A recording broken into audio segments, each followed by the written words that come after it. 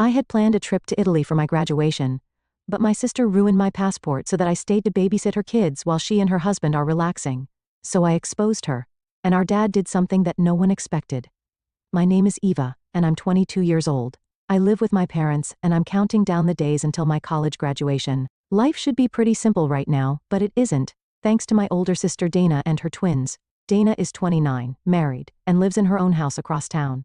You'd think that having her own place would mean she'd handle her own childcare, but that's not how things work in our family. Ever since her twins were born 4 years ago, I've been her go-to babysitter. It started when I was just a freshman in college. Dana showed up at our house one day, carrying 2 tiny babies and a diaper bag. Eva, I have this really important meeting. Could you watch them for just an hour? That 1 hour turned into 2, then 3, and before I knew it, it was dark outside. When she finally came back, she had shopping bags in her hands and a guilty smile on her face. Thanks so much. You're such a natural with them. After that day, it became a regular thing. Dana would drop off the twins whenever she needed to run errands, go to appointments, or just wanted some me time. Sometimes it was for a few hours, other times for entire weekends. Dana, I have midterms coming up. I'd try to explain when she'd show up unannounced. I really need to study. Don't be dramatic, she'd say, already putting the twins' bags down in the living room. They mostly just sleep anyway. You can study while they nap. But anyone who's ever been around babies knows that's not how it works. Between the feeding, the diaper changes, and the constant attention they needed, studying became nearly impossible. I haven't seen my friends in weeks. I complained one day after she dropped the twins off for the 3rd weekend in a row. I need some time for myself too. Dana just rolled her eyes. What do you mean? You have plenty of free time. The babies don't take up that much of it. She grabbed her purse and headed for the door. Besides, isn't this what sisters are for? We need to help each other out. That became her favorite phrase, sisters should help each other. She'd say it every time I tried to protest, every time I mentioned my classes, my homework, or my social life. According to Dana, nothing was as important as being there for family, and so it went on, month after month, year after year. My college experience became a blur of babysitting duties mixed with desperate attempts to keep up with my studies. While my classmates were going to parties and making memories, I was learning how to type essays one-handed while rocking a crying baby to sleep. The twins grew from tiny, helpless infants into energetic toddlers, but Dana's expectations never changed. If anything, they increased. They're so much easier to handle now, she'd say. They can walk and talk and everything. It's basically like having little friends over. But 4-year-old friends still need constant supervision, entertainment, and care. They still take up every minute of your attention, whether they're trying to climb the bookshelf or drawing on the walls with markers. Finally, graduation day came and went. After 4 long years of juggling studies with impromptu babysitting duties, I was officially done with college. My friends and I decided to celebrate at our favorite cafe, the one where we'd spent countless hours studying and dreaming about the future. So what's next for everyone? Sarah asked, stirring her latte. We're all heading different ways soon. That's exactly what I wanted to talk about, Rachel chimed in. We should do something together before we all scatter across the country. One last adventure. What about Italy? I suggested. I've always wanted to go there. The idea hit like a spark in dry grass. Suddenly, everyone was talking at once, pulling out phones to check flights and accommodations. I couldn't believe this might actually happen, especially since my grandmother had given me $5,000 as a graduation gift. Look at these flight prices, Jessica exclaimed. If we book now, we could get really good deals. We spent the next few hours planning everything down to the smallest detail. By the time we left the cafe, we had our flights booked and hotel rooms reserved. The trip was set for just a few weeks away. I was floating on cloud 9 when I got home that evening. My parents had invited Dana and her family over for dinner, and I couldn't wait to share my exciting news. Italy, Donna's fork clattered against her plate. When exactly are you planning to go? 2nd week of July, I said, taking another bite of Mom's lasagna. We got amazing deals on the tickets. Dana's face turned an interesting shade of red. The 2nd week of July? Are you kidding me? I looked up, confused by her tone. What's wrong with July? That's when Tom and I are going on our trip. You knew that. You did this on purpose. What? No, I didn't know. You absolutely did this on purpose. Dana's voice was getting louder. You're trying to make sure you can't watch the twins while we're away. I put down my fork, my appetite suddenly gone.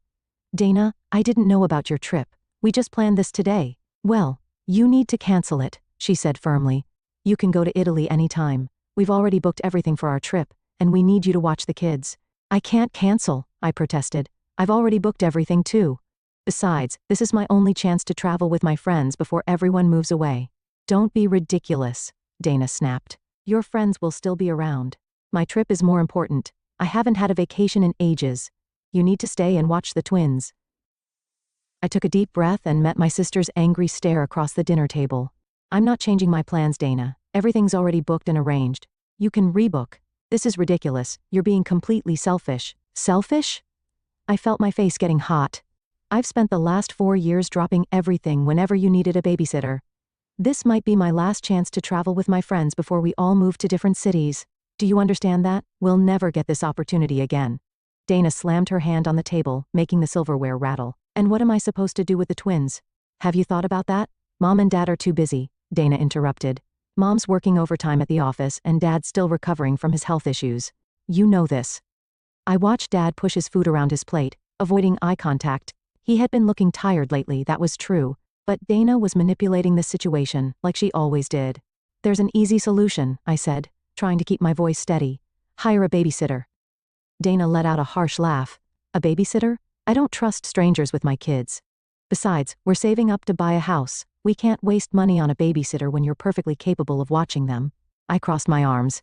"If you can afford a vacation, you can afford a babysitter. That's different. This trip is important for our marriage. Tom and I need this time together." Dana's voice took on that familiar guilt-tripping tone. "There's no problem here, Eva. You just need to stay with the twins like you always do. It's not a big deal." Not a big deal. I felt something snap inside me. "You know what? I'm done arguing about this. I've made my decision. I'm going to Italy. Eva." "No." I stood up from the table. "I've spent years rearranging my life to accommodate you. I've missed parties, study groups, and time with friends because you needed a babysitter. Not anymore. You're not going to guilt me out of this trip. This isn't about guilt, this is about family responsibility. And what about your responsibility as a parent?" I shot back. "It's not my job to provide free childcare whenever you want it. If you need someone to watch the twins, hire a babysitter. I'm going to Italy with my friends, and that's final." Dana's face had turned an alarming shade of red. She opened her mouth to argue more, but I was already walking away from the table. I'd spent too many years letting her manipulate me with guilt and family obligation. But this time, I was choosing myself. The next 2 weeks were unusually quiet in our house. Mom and Dad tried to stay out of the fight between Dana and me, saying only that we needed to work things out ourselves. The silence from Dana was deafening. No calls, no texts, no surprise visits with the twins. It should have been peaceful, but instead, it felt like the calm before a storm. I spent the time packing and preparing for my trip, trying to ignore the knot of anxiety in my stomach. The day before my departure, I was going through my final checklist when I realized I'd forgotten to buy a few essential items. "I'm running to the store." I called out to Mom as I grabbed my car keys. "Need to pick up some last-minute things for tomorrow." I was gone for maybe an hour, fighting through the crowded store to find everything I needed. When I got back home, I knew something was wrong the moment I stepped through the door. The house was too quiet, yet I could hear the faint sound of children giggling from the living room. My heart started racing. I recognized those giggles. Jake and Mike were here. But why? Dana hadn't brought them over in 2 weeks. I rushed into the living room and froze. There, sitting cross-legged on the floor, were my nephews. And in their small hands was my passport. "No, no, no." I lunged forward, snatching the document from their grip. My hands were shaking as I held it. "Please, please, please be okay." But it wasn't okay. Nothing about this was okay. When I opened the passport, my stomach dropped. Where my photo should have been, there was just a ragged hole, the edges clearly cut with scissors. The pages were covered in colorful scribbles, red, blue, green, and purple marker streaks crossing over every single page. Even the official stamps and visa pages were completely defaced. I started screaming. I couldn't help it. All the stress, all the frustration, all the careful planning, gone in an instant. Hot tears rolled down my cheeks as I stared at the ruined document. My passport, I collapsed onto the couch, clutching the destroyed booklet to my chest.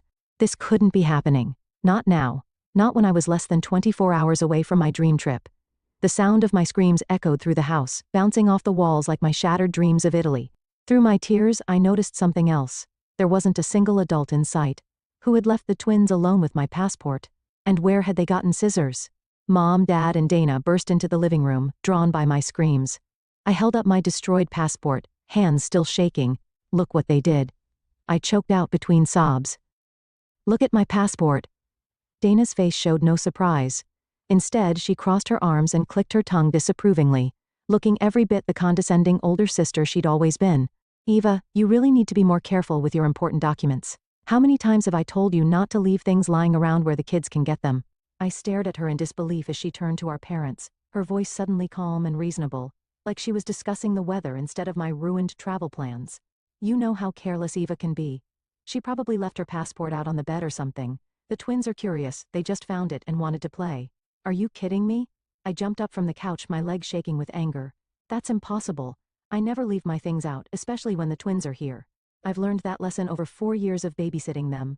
Dana raised an eyebrow, the picture of innocent confusion. Well, clearly you didn't learn it well enough. Oh, that's rich coming from you. My voice was getting louder, echoing off the walls. If I'm so careless, why do you always leave your kids with me? Why trust such an irresponsible person with your precious twins? Mom and Dad stood silently, looking between us like they were watching a tennis match. I could see the worry in Mom's eyes, the way Dad's hands were clenched at his sides. They'd never seen me this angry before. And another thing, I continued, fury building in my chest like a storm. My passport was in my suitcase, in a locked suitcase. And inside that, it was in a zippered security pocket, inside a folder with other documents. Are you trying to tell me the twins managed to break into all of that by themselves? I watched Dana's face carefully as I listed each security measure. For a split second, something flickered in her eyes, but it vanished quickly, replaced by that mask of calm concern she wore so well. The same expression she used when convincing me to watch the twins just for a few hours that would turn into days. I don't know how it happened, she said smoothly, each word calculated. Kids can be very resourceful when they want to be. But there's no point trying to place blame here. The fact is, you clearly weren't careful enough with your documents. The twins are 4 years old. They can't be held responsible for this. You're the adult, Eva. This is your fault. The calculated innocence in her voice made me feel sick. 4 years of giving in to her demands. 4 years of rearranging my life to suit her needs, 4 years of missed opportunities and canceled plans, and this was how she repaid me. Dana turned to our parents, her voice dripping with false sympathy. Well, since Eva won't be able to go on her trip now, she can watch the twins while Tom and I go on our vacation. It works out perfectly, actually. She smiled that familiar smile, the one she'd used countless times when dumping her responsibilities on me. The room started spinning, and I could feel bile rising in my throat. I collapsed onto the couch, violent sobs racking my body. Through my tears I could see Mom's shocked expression and Dad's clenched jaw. The twins stood in the corner, unusually quiet, their small faces confused by the adult drama unfolding before them. They kept looking between their mother and me, clearly unsure whether they'd done something wrong. After what felt like hours but was probably only minutes, I managed to catch my breath. A strange calm settled over me as I looked up at my father. It was the kind of calm that comes after a storm, when you realize you have nothing left to lose. Dad, I said, my voice hoarse from crying. Dana did this. She orchestrated the whole thing. Those little boys didn't get into my suitcase by themselves. My hands were trembling, but my voice was steady. The time for being the compliant little sister was over. Dana's laugh was sharp and dismissive, cutting through the tension like a blade. Oh please. You're being ridiculous now. You need to prove such serious accusations before throwing them around, Eva. Where's your evidence? Her confidence was absolute. The confidence of someone who'd always gotten away with everything. The condescension in her voice made my hands shake, but before I could respond, Dad spoke up. His voice was quiet but firm as he turned to face his grandsons. I'd never seen him look so serious. Jake, Mike, come here for a minute. He knelt down to their level, his kind eyes meeting theirs. Can you tell Grandpa where you got Aunt Eva's passport? The twins exchanged glances, then Jake stepped forward, bouncing slightly on his toes like he always did when he was excited to share something. Mommy gave it to us, he announced proudly. She said we were going to surprise Aunt Eva. Mike nodded enthusiastically, not wanting to be left out. Yeah. Mommy said Aunt Eva had an ugly picture in her passport and we should cut it out. She gave us the big scissors from the kitchen. And the markers too, Jake added, his face lighting up at the memory. Mommy said we could make it pretty with lots of colors. She said, and Eva would be so happy. A heavy silence fell over the room, broken only by the ticking of the old grandfather clock in the corner. Dana's face had gone pale, her earlier competence evaporating as her own children innocently revealed her scheme. She opened her mouth to speak but no words came out. For the first time in my memory, my perfect older sister was speechless. Mom's hand was pressed against her mouth in horror, her eyes moving between her daughters like she was seeing us both for the first time. Dad's expression had turned to stone, his earlier patience replaced by something I'd never seen before. And Dana, my perfect manipulative older sister, finally looked scared. What happened next would be forever etched in my memory. Dad, who had never so much as raised his voice in all my years, suddenly exploded. What is wrong with you? His roar made everyone in the room jump. The twins clutched each other, their eyes wide with fear.